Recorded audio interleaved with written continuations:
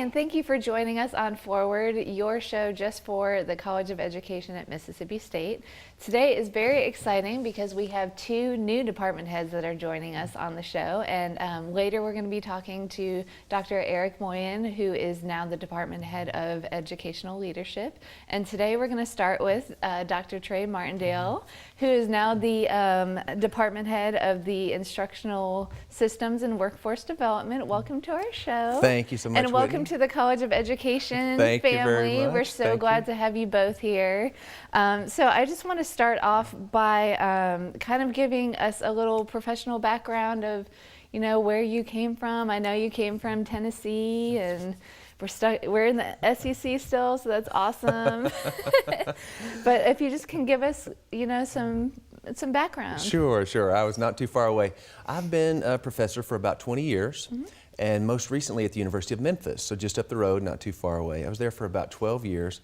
My career has always been in instructional design and instructional technology, which is essentially helping people learn, helping people teach and learn better. So that's what I've been doing for the last few years.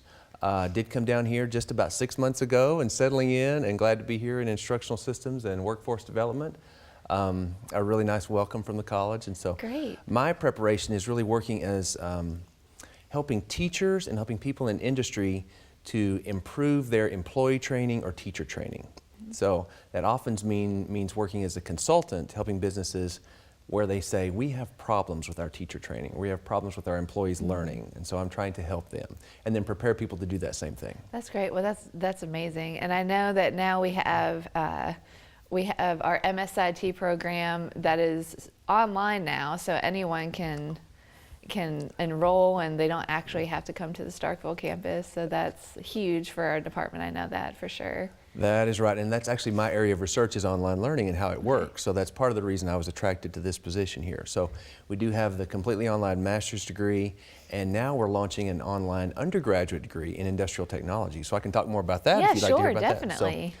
So we have a really prominent undergraduate program in industrial technology, which is essentially preparing people to work in production and manufacturing. So our students get lots of hands-on experience. If you come over to our building, you'll see lots of interesting labs in metalwork and woodworking and welding and things like that. So the students are actually learning what's going on in a production floor so that they can be managers and supervisors of that kind of arena. We also have a new 3D printing lab and a new robotics lab and automation lab. So we're really excited about that. We want our students to be at the forefront of what's happening in production. That's great. So the students have the hands-on experience with the robotics and the 3D printer. So does that start on day one, or are there several different classes that you have to take? That's a good question. There is kind of progression. We don't let them go straight to the robots. Yes. We want to keep them, make sure they know what they're doing first, so they learn a little bit about programming and a little bit about using the machines that control the robots, the production equipment. Okay. And then we let them get to the robots and the automation eventually. That is just awesome. And then as far as, so you mentioned that you actually developed one of the first online programs in the United States about technology. Can you talk about a little bit more about that?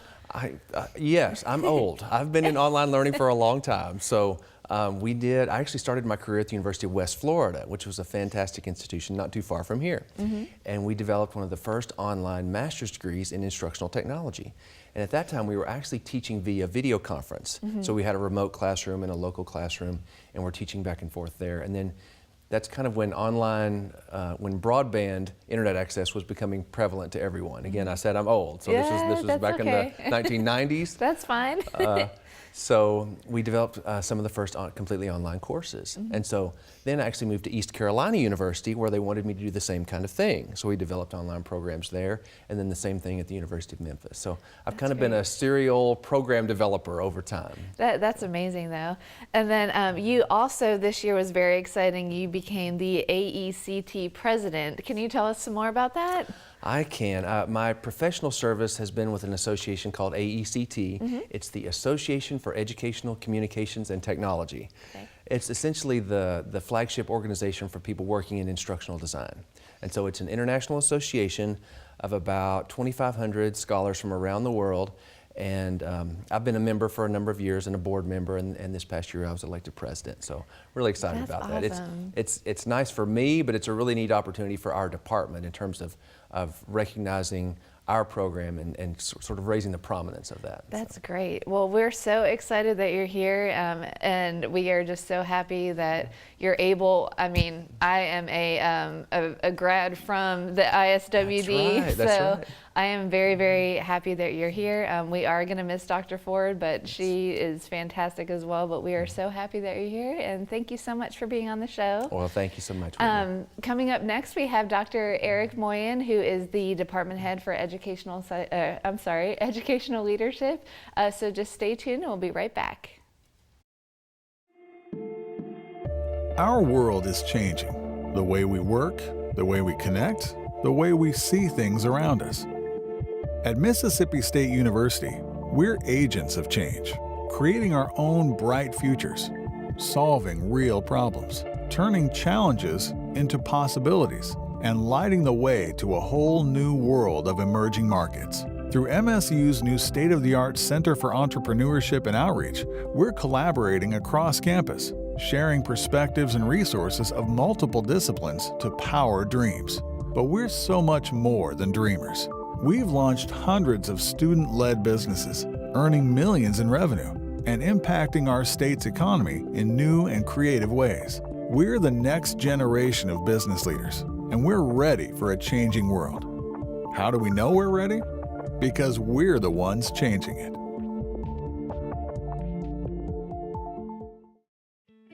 Everyone remembers their favorite teddy bear, the reassuring love of their first puppy. They comforted us and made us laugh. For children battling abusive situations or post-traumatic stress disorder, the memories aren't as pleasant. That's why at Mississippi State University, we're pioneering a robotic technology that brings healing to those exposed to traumatic situations. Known as Therabot, MSU's robotic beagle includes lifelike features that allow it to move in ways that are both natural and nurturing. Its ultimate goal? To bridge the gap between two types of effective therapy, using real animals and their plush counterparts for emotional assistance. At MSU, we're proud to be changing the game in therapeutic recovery. Even prouder to be putting lives back together again.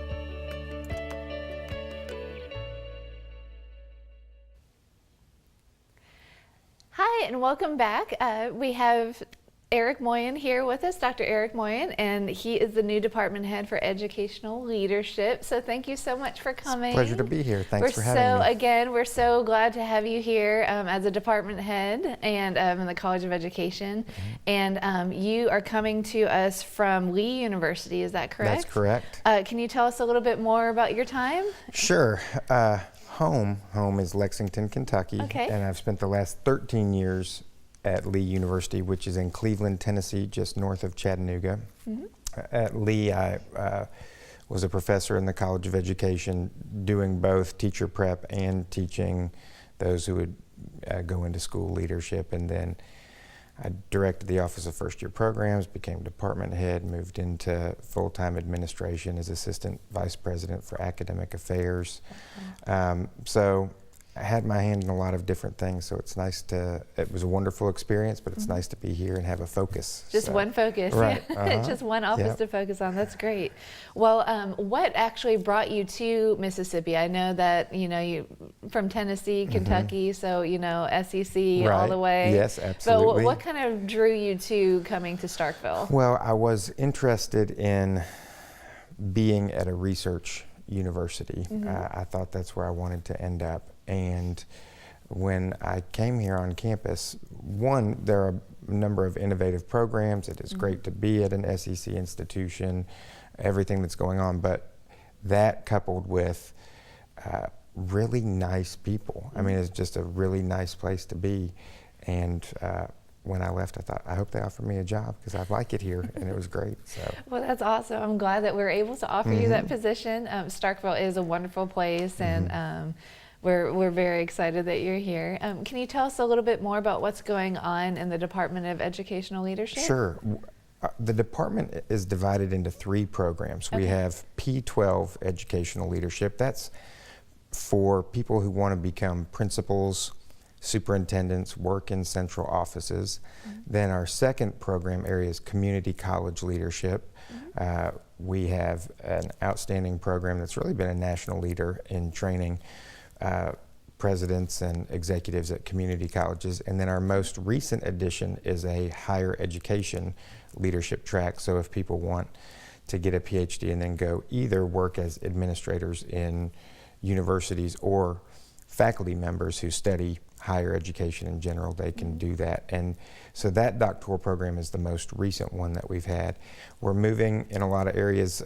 One in particular that I'm excited about is we're trying to team up with Tina Schultes, who does the World Class Teaching Program, working for National Board Certification.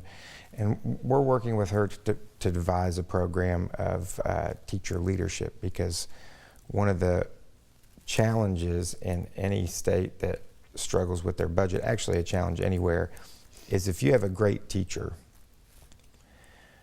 maybe the best thing to do is not promote them out of the classroom into administration. So the teacher leader idea is, well, we can keep them in the classroom and help them be a leader in their school with curriculum, with instruction, but maybe not have to do all the same administrative duties as a principal might have to do. Definitely. So if an undergraduate is interested in pursuing a career in higher administration, to work for a college, should they start with the educational leadership, bachelor's, or is that what?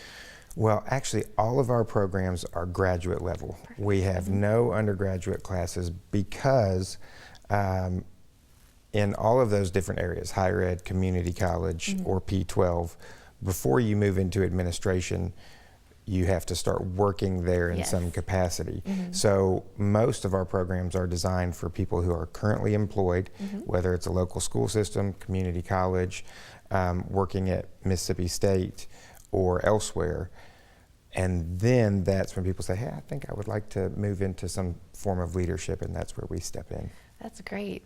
Well, we're so excited that you're here. And are there any new initiatives that you're trying to bring on to the Educational Leadership Department? What we're trying to do, the Teacher Leader program is going to be really good.